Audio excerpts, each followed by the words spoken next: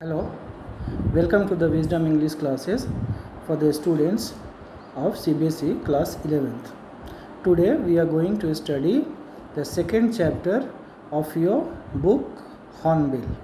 The name of the chapter is We Are Not Afraid to Die If We Can All Be Together by Gordon Cook and Ellen East. So let us start.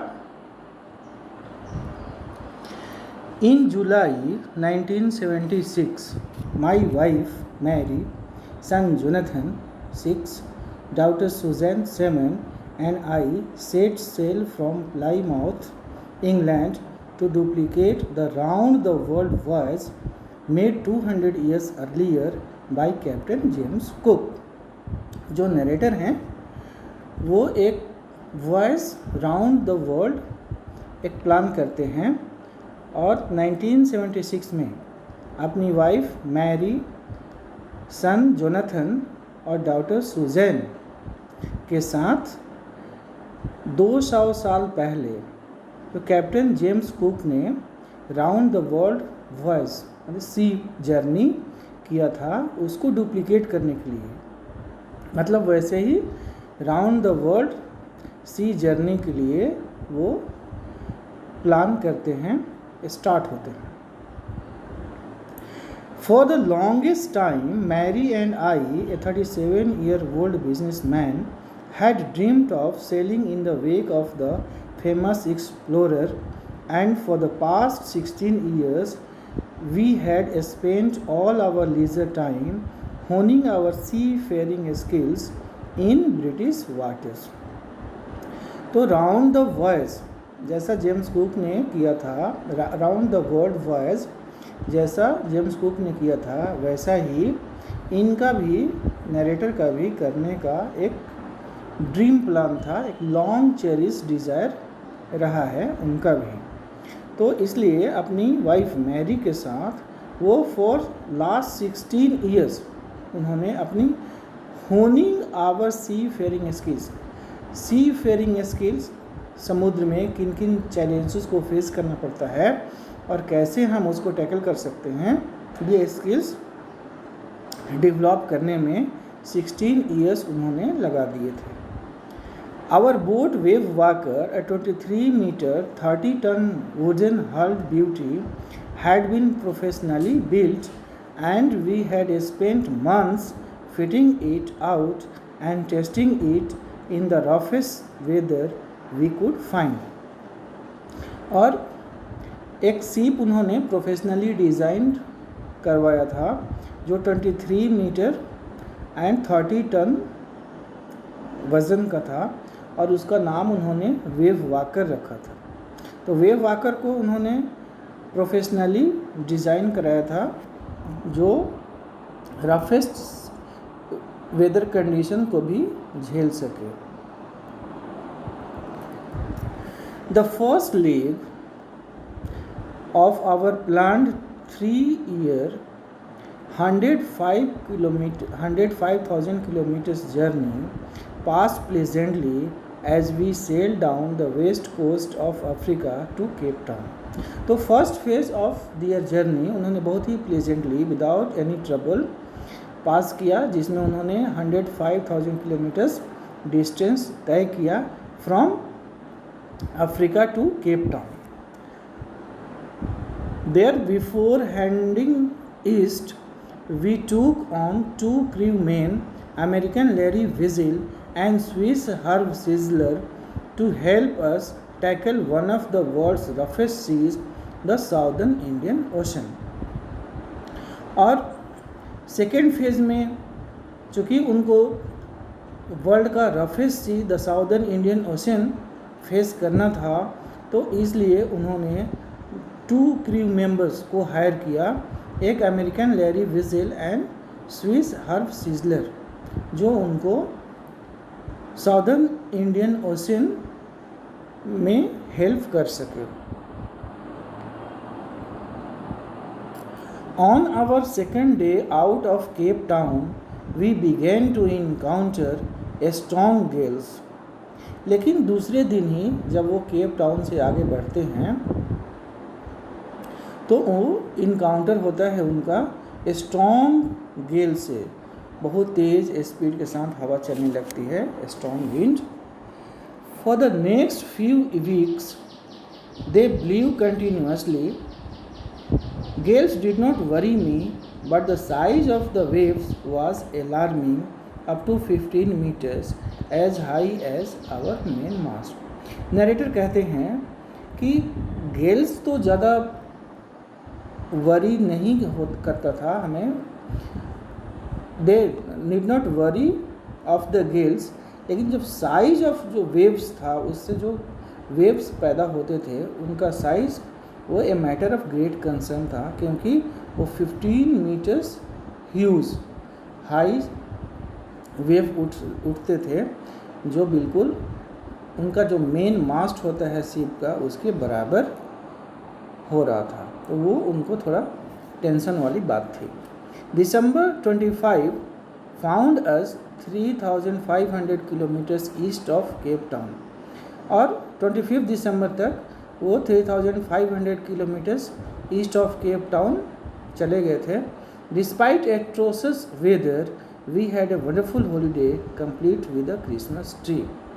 तो weather condition तो अच्छा नहीं था, एट्रोसस weather condition कह रहे हैं, लेकिन तब भी उन्होंने जो उनका हॉलीडे है क्रिसमस हॉलीडे उन्होंने सेलिब्रेट किया ऑन बोर्ड शिप पर ही with Christmas tree. New Year's Day saw no improvement in the weather, और उनको जैसा एक्सपेक्ट कर रहे थे कि न्यू ईयर्स के बाद 1 जनवरी के बाद वो वेदर में फेवरेबल चेंजेस होंगे, but we reason that it had to change soon and it did change for the worse. Change तो हुआ, लेकिन वेदर कंडीशन बेटर ना होके और बदतर हो गया, और बुरा वेदर कंडीशन हो गया उनका। At dawn on January 2nd, the waves were gigantic, और 2 जनवरी को ही जो वेव्स थे वो और भी ज़्यादा ह्यूज इन साइज हो गए, बहुत विशाल वेव्स आ गए। We way are sailing with only a small storm jib and we are still making 8 knots. और अभी भी वो कहते हैं कि एक स्मॉल स्टॉर्म जाइव के साथ ही और 8 नॉट्स एक डिस्टेंस मेजरमेंट होता है समुद्र में, उसके अनुसार ही चल रहे थे। At the ship rose to the top of each wave we could see endless enormous seas rolling towards us. और जब वेव्स शिप से टकराते थे तो शिप को काफ़ी ऊंचा उठ जाता था शिप, और उनको लगता था कि सेवरल समुद्र को वो फेस कर रहे हैं, वो एक ही समुद्र नहीं है बल्कि ढेर सारे सीज एक साथ वो फेस कर रहे होते हैं। And the screaming of the wind and spray was painful to the ears, और बहुत तेज़ हवा चली थी, और वो काफ़ी हवा की जो आंधी तूफान की जो आवाज़ थी वो काफ़ी डरावनी थी। To slow the boat down, we dropped the storm jibe and lashed a heavy mooring rope in a loop across the stern. और वेदर कंडीशन काफ़ी ख़राब हो गया था, बहुत ही जिगेंटिक वेव्स कह रहे हैं, और बहुत ही तेज़ आंधी तूफान चल रहे थे। ऐसे में उन्होंने अपने शिप का स्पीड कम किया, और स्पीड कम करने के लिए क्या करते हैं, to slow the boat down we dropped the storm jibe and lashed a heavy mooring rope in a loop across the stern. Then we double lashed everything, went through our life raft drill, attached lifelines, donned oil skins and life jackets and waited. और बिल्कुल भी वो maximum precaution जितना लिया जा सकता है एक सी जर्नी में ऑन बोट, तो उतना वो करते हैं और अपने को बिल्कुल डबल इक्विप्ड कर लेते हैं। And started waiting.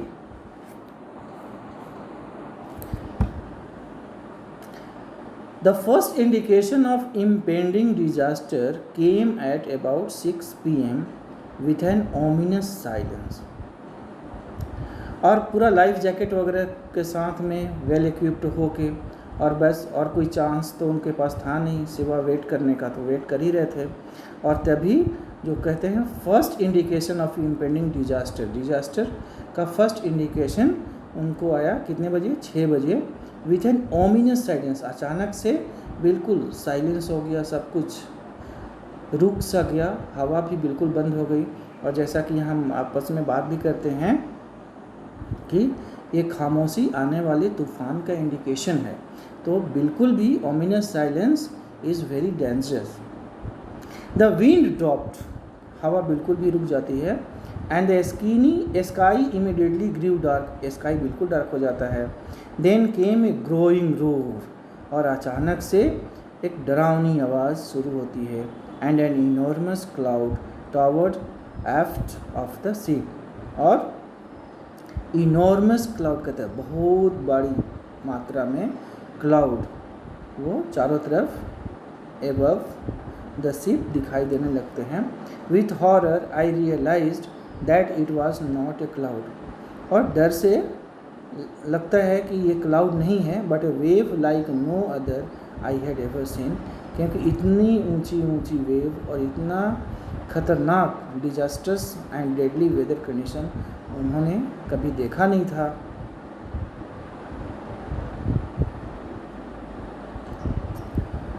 It appeared perfectly vertical and almost twice the height of the other waves with a frightful breaking crest.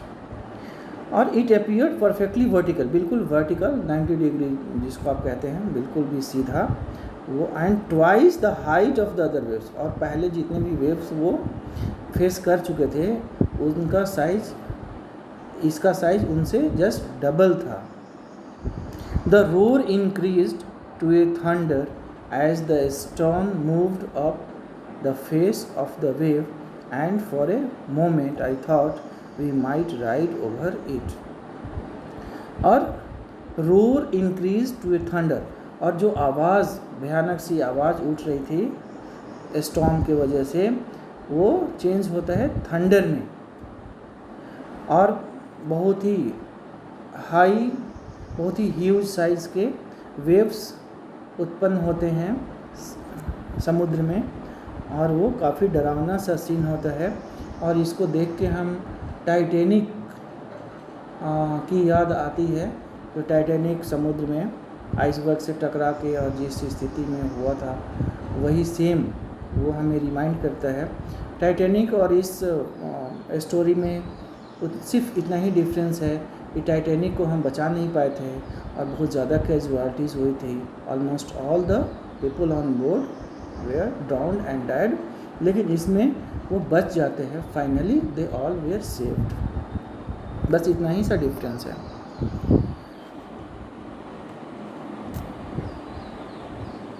But then a tremendous explosion shook the deck, और अचानक से एक बहुत भयानक सी आवाज़ होती है, एक्सप्लोड, बम एक्सप्लोड जैसे होता है उस तरह से। A torrent of green and white water broke over the ship, my head smashed into the wheel and I was aware of flying overboard and sinking below the waves. और अचानक से पूरा जो वेव है उसको, वेव शिप को अपने चपेट में ले लेता है और काफ़ी डैमेज करता है शिप को भी। और जो नरेटर हैं उनका head smashed into the wheel से टकराता है, और बिल्कुल भी I was aware of flying overboard and sinking below the waves, wave के नीचे में दब चुके होते हैं, डूब रहे होते हैं, इधर उधर फ्लोट कर रहे होते हैं, काफ़ी ज़ोर से उनके सिर में चोट लगती है। And I accepted my approaching death, और वो कहते हैं कि ऐसा लगा जैसे बचना काफ़ी मुश्किल है। And as I was losing consciousness I felt quite peaceful, और वो जब कॉन्शसनेस अपना लूज़ करने लगे, बेहोश होने लगे, तो उनको सब कुछ ठीक ठाक लगने लगा। Unexpectedly my head popped out of the water, और अचानक से इनका सिर, नरेटर का सिर पानी से ऊपर आता है। A few metres away Wave Walker was near capsizing, और वेव वाकर बिल्कुल डूब ही रहा था, डूबने के ही कगार पे आ गया था। हर मास्ट ऑलमोस्ट हॉरिजेंटल, और मास्ट जो 90 डिग्री पे वर्टिकल होते हैं वो बिल्कुल हॉरिजॉन्टल हो गया था। Then a wave hauled up her upright, और फिर अचानक से एक वेव और स्ट्राइक करता है, टकराता है सीप से, और उसको जो हॉरिजॉन्टल हो गया था मास्ट, वो फिर से उसको वर्टिकल कर देता है, ऊपर उठा देता है। My life line jerked out, I grab the guard rails and sailed through the air into Wavewalker's main boom. और अचानक से जब वो पानी के ऊपर आते हैं नरेटर, तो अचानक से वो उनको ख्याल आता है कि उनको बचाना है अपने शिप को, और वो कहाँ चले जाते हैं, वेव वाकर्स मेन बूम में। Subsequent waves tossed me around the deck like a rag doll, और जो वेव्स हैं जब उनके शरीर से टकराता है तो बिल्कुल भी एक रैग डॉल की तरह वो इधर से उधर जा रहे होते हैं। माई लेफ्ट रिब्स क्रैक्ड, और वो काफ़ी बैडली इंजर्ड हो जाते हैं, उनका लेफ्ट रिब्स क्रैक हो जाता है। माउथ फिल्ड विथ ब्लड, मुंह में बिल्कुल ब्लड भरा हुआ होता है। ब्रोकन टीथ, दांत टूट गया होता है। Somehow I find the wheel lined up the stern for the next wave and hung on, और फिर से उनको लगा कि this is not the last time, तो अभी और भी मुसीबत को फेस करना है। तो क्या करते हैं, आई फाउंड द व्हील उनको पता हो जाता है, lined up the stern for the next wave and hung on, और उसी पे लटक जाते हैं। Water water everywhere, I could feel that the ship had water below, but I dared not abandon the wheel to investigate. और बिल्कुल कहते हैं वाटर वाटर एवरीवेयर, मतलब शिप भी काफ़ी बैडली डैमेज हो गया था, और डैमेज पार्ट से चूँकि होल वगैरह भी हो जाते हैं तो वाटर काफ़ी अंदर आ रहा होता है। Suddenly the front hatch was thrown open and Mary appeared, और अचानक से मैरी उनकी वाइफ दिख जाती है, और वो कहती हैं we are sinking, she scream, चिल्ला के बोलती है कि अब हम डूब रहे होते हैं। The decks are smashed, decks बिल्कुल भी डैमेज हो चुके हैं। We are full of water, और बिल्कुल पानी भर गया है। Take the wheel, I shouted as I scrambled for the hatch, और जो नरेटर हैं उनको सलाह देते हैं, इंस्ट्रक्शन देते हैं कि जल्दी से आप व्हील को ले लो। Larry and Herb we are pumping like madmen, और लैरी और हर्व जो दो क्रू मेंबर्स को उन्होंने हायर किया था उनको हेल्प करने के लिए साउदर्न इंडियन ओशन में, वो बिल्कुल भी अपना काम बखूबी कर रहे थे। And they were pumping out the water like madmen, बिल्कुल पागल की तरह वो काम कर रहे थे, पानी को बाहर निकालने की कोशिश कर रहे थे।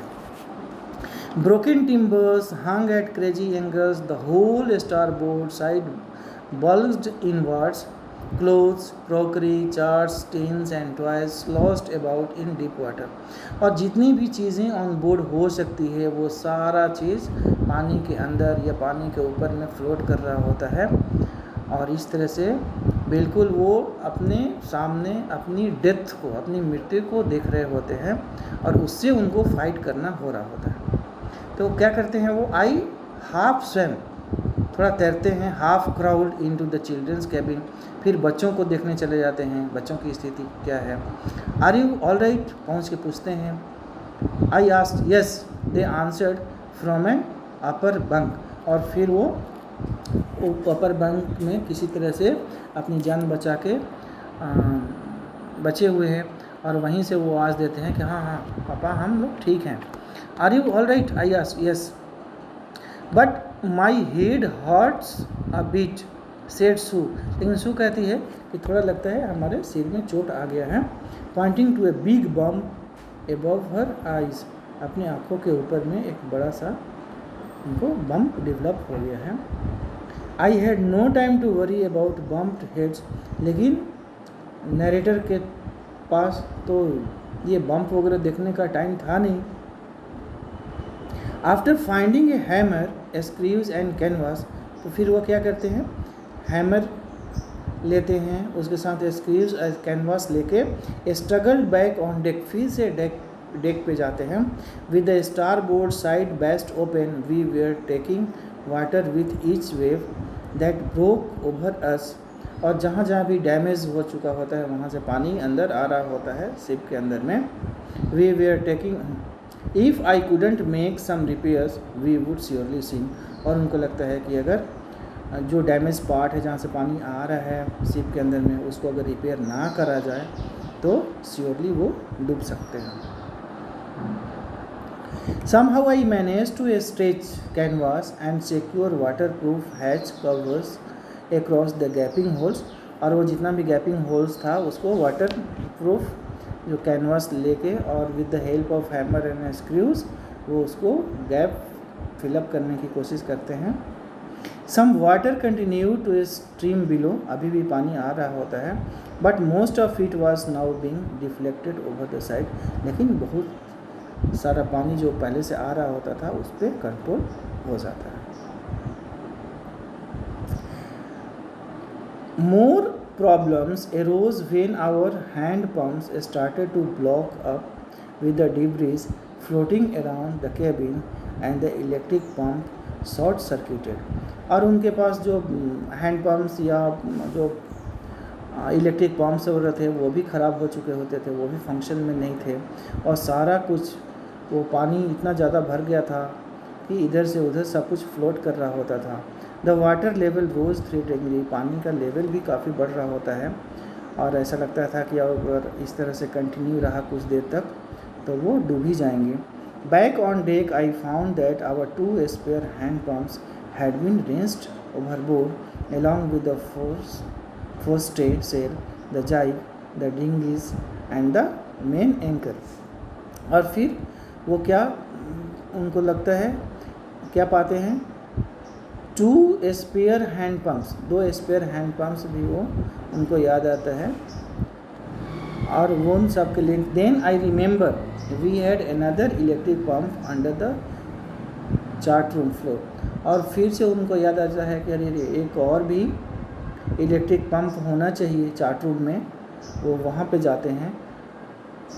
आई connected it to an out pipe and was thankful to find that it work, और वो डैमेज नहीं होता है, वो वर्किंग कंडीशन में होता है, उसको वो अटैच करते हैं और वो काम करने लगते हैं। The night dragged on with an endless bitterly cold routine of pumping, steering and working the radio, और रात भर बिना थके और बिना पॉज के, बिना रेस्ट लिए 1 मिनट के लिए भी कंटिन्यूसली वो सब के सब जो 2 क्रू मेंबर्स थे और जो नरेटर हैं वो सब अपना काम कर रहे होते हैं और सबकी जीवन बचाने की कोशिश कर रहे होते हैं। और क्या क्या कर रहे होते हैं, steering and working the pumping, steering and working the radio, radio पे भी कुछ सिग्नल्स वगैरह देने की कोशिश कर रहे हैं ताकि वो सिग्नल्स किसी रेस्क्यू टीम तक पहुँचे और कोई रेस्क्यू टीम उनको बचाने के लिए आ जाए। We we are getting no replies to our mayday calls, mayday calls एक इमरजेंसी कॉल्स होता है, SOS कॉल्स होता है जब पानी जब समुद्र में जब कुछ भी डिजास्टर्स कंडीशन होता है शिप के साथ, तो वो मे डे कॉल्स भेजते हैं, इमरजेंसी मैसेजिंग इनका होता है, और कोई भी रेस्क्यू टीम आसपास होती है उनको बचाने के लिए रेस्क्यू करने वहाँ पे पहुँच जाती है। But we we are getting no replies to our mayday calls, लेकिन वो इतने दूर पहुँच चुके थे कि वहाँ पे कोई भी रेडियो सिग्नल्स काम नहीं कर रहा होता है, कोई उनको रिप्लाई नहीं मिल पाता है। Which was not surprising in this remote corner of the world, बिल्कुल remote corner of the world वो पहुँच चुके थे, इसलिए मेडे कॉल्स का कोई रिप्लाई नहीं आ रहा था। सूज हेड हैड सोलन अलार्मिंगली, और सू को जो हेड सिर पे चोट लग गया था जस्ट आँख के ऊपर में, वो काफ़ी सोलन हो गया था, काफ़ी उस पर सूजन आ गई थी। She had 2 enormous black eyes, और 2 बड़े बड़े आँख उसके दिखते थे। And how she showed us a deep cut on her arm, और उसकी बाँह पे भी एक डीप कट लगा था। When I asked why she hadn't made more of her injuries before this, she replied, I didn't want to worry you when you were trying to save us all. और जब narrator पूछते हैं अपनी daughter Suzanne को कि पहले तुमने क्यों नहीं बताया इतना सीरियस तुम्हें इंजरीज हुई है, तो उसका रिप्लाई आता है, बहुत ही खूबसूरत जवाब वो देती है, और वो कहती है कि जब आप सबको बचाने की कोशिश कर रहे होते हैं तो उस समय मैं अपना इंजरीज दिखा के आपको डिस्टर्ब करना अच्छा नहीं समझती थी। By morning on January 3, the pumps had the water level sufficiently under control for us to take 2 hours rest in rotation. और 3 जनवरी मॉर्निंग तक कंटिन्यूसली जो सबने काम किया, और उसका थोड़ा पॉजिटिव एक रिज़ल्ट आता है कि अब जो वाटर लेवल है वो अब बढ़ नहीं रहा होता है, अब वो अंडर कंट्रोल है, और अब वो 2 घंटे रेस्ट ले सकते हैं अल्टरनेटिवली। रेस्ट इन रोटेशन में 2-2 घंटे का रेस्ट लिया जा सकता है। But we still had a tremendous leak somewhere below the water line, and on checking I found that nearly all the boats main reef frames were smashed down to the Nile। और अभी भी कहीं कहीं से water का flow आ रहा होता है शिप के अंदर में, और जब ये पता करते हैं तो चूँकि जो रीफ फ्रेम्स होते हैं ये पूरा entire ship was badly damaged, तो इसके वजह से अभी भी वो फुल प्रूफ नहीं होता है, अभी भी पानी कहीं ना कहीं से जहाज़ शिप के अंदर आ ही रहा होता है। In fact, there was nothing holding up a whole section of the starboard hull except a few cupboard partitions। और अभी भी शिप काफ़ी डैमेज है और उसको वो कंट्रोल कर पाना काफ़ी मुश्किल होता है। बस थोड़ी सी पॉजिटिव बात यही होती है कि जितना पानी वो अंदर आ रहा होता है उतना पानी वो बाहर में पंप आउट कर रहे होते हैं, यानी situation was under control. We had survived for 15 hours since the wave hit. और जब से वेव उनको हिट किया था, जब डेडली स्टॉर्म उनको हिट किया था, तब से 15 घंटे गुजर चुके हैं और अभी भी वो सर्वाइव कर रहे हैं। But Wave Walker wouldn't hold together long enough for us to reach Australia. लेकिन वेव वाकर उतना डैमेज हो चुका था कि वो ऑस्ट्रेलिया बिल्कुल भी नहीं जा सकते थे। I checked our charts and calculated that there were 2 small islands a few 100 kilometres to the east. और फिर वो अपने मैप पर और अपने चार्ट पे कैलकुलेट करते हैं कि कहीं भी कोई आइलैंड टाइप का ऐसा मिल जाए जहां हम अपना सेफली पहुंच सकें, कम से कम जान तो बचे। तो उनको 2 आइलैंड्स कुछ ही किलोमीटर पे दिखाई देते हैं ईस्ट में। One of them Ile Amsterdam, एक आइल आम्स्टर्डम नाम का छोटा आइलैंड होता है, was a French scientific base, वो एक फ्रेंच साइंटिफिक बेस होता है। Our only hope was to reach these pin pricks in the vast ocean. और बस एक ही होप बचता है कि किसी तरह अगर उस छोटे से आइलैंड पे पहुंच सकते हैं तब तो जान बच सकती है, otherwise there was no any alternative. और वो pin pricks in the vast ocean कहते हैं, बहुत ही छोटा है। पिन प्रिक्स तो आप समझते ही हैं, बहुत ही छोटा एक डॉट टाइप सा। तो एक बड़ा सा जो वास्ट ओशियन का साइज़ बहुत ही बड़ा होता है और उसमें एक छोटा सा अगर कोई आइलैंड है तो उसको पिन प्रिक्स ही कह सकते हैं। But unless the wind and seas abated so we could hoist sail our chances would be slim indeed. लेकिन अभी भी उनके चांसेस, बचने के चांसेस बहुत ही थोड़े ही हैं, ज़्यादा नहीं हैं। The great wave had put our auxiliary engine out of action. और चूँकि काफ़ी ज़्यादा डैमेज हो चुका था और वो वेव काफ़ी स्ट्रॉन्ग स्ट्राइक किया हुआ था शिप पे, तो जितने भी ऑक्सिलरीज इंजन होती हैं, जो मेन इंजन फेल हो जाने के बाद में जो हेल्प करने के लिए जो एक्स्ट्रा इंजन, स्पेयर इंजन वो रखते हैं, ऑक्सिलरी इंजन, वो भी आउट ऑफ एक्शन हो गया था। On January 4th, after 36 hours of continuous pumping, we reach the last few centimetres of water. और 36 आवर्स तक वो कंटिन्यूस पानी को निकाल रहे होते हैं, पंप आउट कर रहे होते हैं, लेकिन अभी भी पानी फ्यू सेंटीमीटर्स ही कम होता है। Now we had only to keep pace with the water still coming in. अब वो इतना ही कर सकते हैं कि जितना पानी वो आ रहा है, कम से कम उतना पानी वो पंप आउट कर सकें। Pressure on the rigging would simply pull the damage section of the hull apart, so we hoisted the storm jibe and headed for where I thought the two islands were. Mary found some corned beef and cracker biscuits and we ate our first meal in almost 2 days. तो किसी तरह wave walker को वो तैयार करते हैं और धीरे धीरे वो जो पिन ब्रिक्स आइलैंड्स जो दिखाई देता था कुछ ही किलोमीटर्स दूरी पे, उसकी तरफ अपने वेव वाकर शिप को स्टीयर करते हैं, आगे बढ़ाने की कोशिश करते हैं। और इन 2 दिनों में Mary found some corn beef and cracker biscuits as we ate our first meal in almost 2 days। 2 दिनों में बस पहला वो उनको भोजन मिलता है सिर्फ corn beef and cracker biscuits. But our respite was short live. लेकिन थोड़ा जब उनको लग रहा था कि चलो अब जान बच सकती है, मुसीबत टल गया, लेकिन वो मुसीबत थोड़े देर के लिए ही टला था। But our respite was short lived. वो कहते हैं at 4 PM black clouds began building up behind us.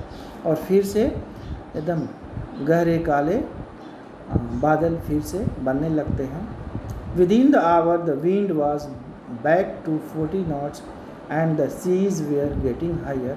और फिर से हवा का स्पीड बढ़ जाता है और सी वेयर गेटिंग हायर, और वेव्स वो डेवलप होना शुरू हो जाते हैं। The weather continue to deteriorate throughout the night. और रात भर वेदर डिटेरिएट ही होता रहा है। And by dawn on January 5th our situation was again desperate. और 5 जनवरी के सुबह तक वो काफ़ी डिस्परेट सिचुएशन में आ चुके होते हैं। When I went in to comfort the children. और जब वो बच्चों तक जाते हैं उनको थोड़ा कंसोल करने, उनको कंफर्ट करने, तो जॉन कहता है, who was only 6 years old, daddy are we going to die. पापा क्या हम मरने जा रहे हैं? I try to assure him that we could make it. और वो कोशिश करते हैं बच्चे को समझाने का कि नहीं, कोई बात नहीं है, हम उसको फेस करेंगे और हम बच सकते हैं। But daddy he went on. और फिर वो आगे कहता है, we aren't afraid of dying. हम मरने से नहीं डरते। If we can all be together. अगर हम सब साथ में हों तो। You and mummy, Sue and I. और किसी भी फादर के लिए एक 6 साल का बच्चा अगर इस तरह की बात करता है तो उसके लिए आप समझ सकते हैं कितने इमोशंस जुड़े हो सकते हैं और क्या वो फील कर रहा होता है father. I could find no words with which to respond. और एक 6 साल के बच्चे से इस तरह की बातें सुन के वो कुछ भी रिस्पॉन्ड नहीं कर पाते हैं। But I left the children's cabin determined to fight the sea with everything I had. लेकिन जब वो केबिन से बाहर निकलते हैं बच्चों को छोड़ के, तो उनके मन में बस इतना ही एक प्रॉमिस होता है, इतना ही ये स्वेयर करते हैं कि कुछ भी हो अपनी जान लगा देंगे और लास्ट ब्रेथ तक फाइट करेंगे कि हमें बचना है। To protect the weakened starboard side I decided to heave to with the undamaged port hull facing the oncoming waves, using an improvised sea anchor of heavy nylon rope and 2 22-liter plastic barrels of paraffin। और जो कुछ भी limited resources उनको मिलते हैं उसी limited resources में उन्होंने एक डिटर्मिनेशन, एक स्ट्रॉन्ग विल के साथ ये बिल्कुल कसम खा लिया कि हमें लास्ट मिनट तक, लास्ट ब्रेथ तक फाइट करना है। That evening, Mary and I sat together holding hands as the motion of the ship brought more and more water in through the broken planks. We both felt the end was very near. अभी भी पानी अंदर ship के अंदर आ रहा होता है और वेदर कंडीशन भी डिटेरियोरेट हो रहा होता है। ऐसे में मैरी का हाथ पकड़ के दोनों आपस में बैठे हुए हैं, साथ में बैठे हुए हैं और बस इतना ही सोच रहे होते हैं कि the end was very near. अब उनका एंड बिल्कुल नज़दीक आ चुका है।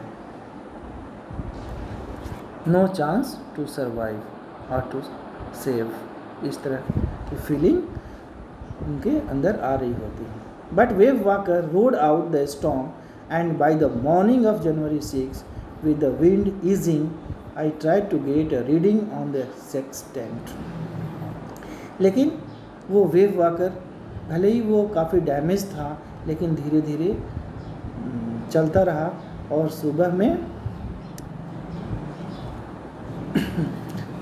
Bye the morning of January 6 wind भी थोड़ा सा शांत हो जाता है, वेदर कंडीशन थोड़ा अच्छा होता है और फिर वो सेक्सटेंट पे जाके अपना उसको रीड करते हैं। सेक्सटेंट एक मेजरमेंट डिवाइसेस होता है जो शिप पर उनके जो कैप्टन होते हैं वो देखते हैं, क्रू मेंबर्स के लिए होता है। Back in the chart room I walked on wind speeds, फिर वो चार्ट रूम में चले जाते हैं और विंड के स्पीड्स को कैलकुलेट करने लगते हैं।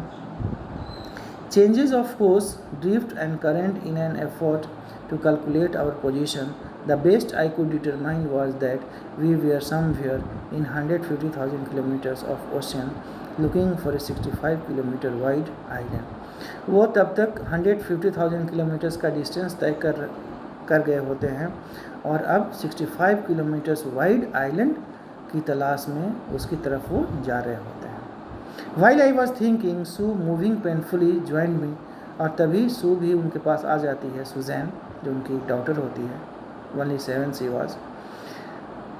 The left side of her head was now very swollen.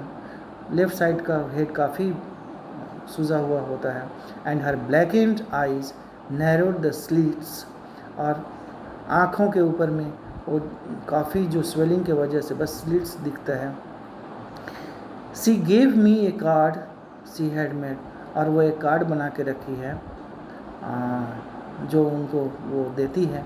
On the front she had drawn caricatures of Mary and me with words, और दोनों हस्बैंड वाइफ पापा मम्मी का वो कैरिकेचर बना के उनको देती है और कुछ वर्ड्स भी उस पर लिखा होता है। Here are some funny people, did they make you laugh?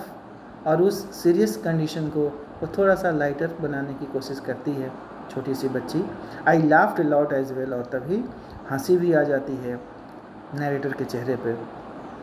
Inside was a message, और एक मैसेज भी उसमें रहता है, oh how I love you both, और वो एक मैसेज भी लिखी होती है, Suzanne how I love you both. So this card is to say thank you and let us hope for the best, somehow we had to make it. और इस तरह के इंकरेजिंग वर्ड्स लिख के और वो सुजैन देती है अपने पापा को। इस तरह से हम देखते हैं कि even 6 years and 7 years Suze and Jonathan, they were also doing their best. They were not worrying their parents or other crew members. I checked and rechecked my calculations. We had lost our main compass and I was using a spare which had not been corrected for magnetic variation. I made an allowance for this and another estimate of the influence of the westerly currents which flow through this part of the Indian Ocean. और main compass तो उनका damage हो चुका होता है या miss हो चुका होता है, लेकिन जो भी स्पेयर में उनका कंपास है उसी से वो कैलकुलेट कर रहे होते हैं। About 2 PM I went on deck, 2 बजे वो डेक पे चले जाते हैं। And ask Larry to steer a course of 185 degrees, और लैरी को इंस्ट्रक्शन देते हैं कि 185 डिग्रीज पे शिप को ले चलो। इफ़ वी वेयर लकी, और वो कहते हैं कि अगर सब कुछ ठीक ठाक रहा, लक साथ देता है, I told him with a conviction I did not feel. He could expect to see the island at about 5 p.m. अगर सब कुछ ठीक रहा, लक फेवर करता है, तो 5 बजे तक हम लोग आइलैंड पे हो सकते हैं. Then with a heavy heart I went below. और एक हैवी हार्ट के साथ, क्योंकि वो उनको लगता है कि शायद उनका ये प्रॉमिस या उनका कैलकुलेशन सही ना हो. आई वेंट बिलो, फिर नीचे जाते हैं. Climbed on my bunk and amazingly dozed off. फिर उनको नींद आ जाती है थोड़ी सी, बहुत ही थक चुके होते हैं. When I woke it was 6 PM. 6 बज रहा होता है जब उनकी नींद खुलती है. एंड ग्रोइंग डार्क, अंधेरा भी हो चुका होता है. I knew we must have missed the island. और उनको लगता है कि अगर 5 बजे तक का ही उनका एक्सपेक्टेशन था, अभी तो 6 बज रहा है, शायद वो आइलैंड को मिस कर चुके हैं. And with the sail we had left we couldn't hope to beat back into the westerly winds. At that moment a tousled head appeared by my bunk. Can I have a hug? Jonathan asked. Sue was right behind him. और तभी इस तरह की negative thoughts आ रहे होते हैं, क्योंकि उनको लगा कि 5 बजे तक का ही हम एक्सपेक्ट कर रहे थे और 6 बज रहा है, इसका मतलब कि हम आइलैंड वाले डायरेक्शन को मिस कर चुके होते हैं. अब तो लौटना भी मुश्किल है इस तरह के डेडली वेदर कंडीशन में. और तभी उनके पास एक टॉसल्ड हेड अपीयर होता है, यानी कि उनके बच्चे, दोनों ही बच्चे, सू एंड जोनाथन, दोनों आते हैं उनके पास. एंड वो can I have a hug, Jonathan उनको हग करने की बात करता है. Why I am getting a hug now, I ask. और वो पूछते हैं क्यों, why am I getting a hug, क्यों मुझे हग मिलना चाहिए. Because you are the best daddy in the whole world and the best captain, my son replied. और जोनाथन उनको बताता है, उनको एक कम्प्लीमेंट देता है, you are the best daddy and the best captain in the world. Not now John, I am afraid. और वो डर के कहते हैं कि अभी मत बोलो जॉन, अभी तो आई एम नॉट श्योर, इस टाइप की स्थिति है. Why you must be, said Sue in a matter of fact voice, you found the island. और तभी सुजैन भी उनको कहती है, नहीं पापा, बिल्कुल हम लोग बोल सकते हैं, क्योंकि you have found the island. हम लोग तो आइलैंड पा ही चुके हैं, आइलैंड के पास आ गए हैं, वो देखो island. What, I shouted, it's out there in front of us, they chorused. और दोनों एक साथ ही बोलते हैं, ये देखिए सामने में वो आइलैंड ही दिखाई दे रहा है. As big as a battleship, बहुत छोटा आइलैंड होता है, बैटल शिप के साइज की तरह दिख रहा होता है. I rushed on deck and gazed with relief at the stark outline of Isle Amsterdam. It was only a bleak piece of volcanic rock with little vegetation, the most beautiful island in the world. वो एक volcanic rock होता है, जो island है काफ़ी छोटा होता है, वोल्केनिक आइलैंड है. वेजिटेशन भी काफ़ी थोड़े से हैं उस पर, लेकिन उनके लिए तो वर्ल्ड्स मोस्ट ब्यूटीफुल आइलैंड होता है, क्योंकि उसी के वजह से वो अपनी सुरक्षा अपने को सेफ रख सकते हैं, जान बच सकती है उन सब की, सभी लोगों की, जो भी लोग शिप पे होते हैं. We anchored off shore for the night and the next morning all 28 inhabitants of the island cheered as they helped us ashore. और वहाँ किनारे में वो लगा देते हैं, रात भर वहीं पे रुकते हैं. और नेक्स्ट मॉर्निंग में 28 ही इनहेबिटेंट्स, 28 ही लोग वहाँ पे रह रहे होते हैं, वो सब आके और हेल्प करते हैं और उनके शिप को और भी नज़दीक करने की कोशिश करते हैं, नज़दीक कर लेते हैं. With land under my feet again.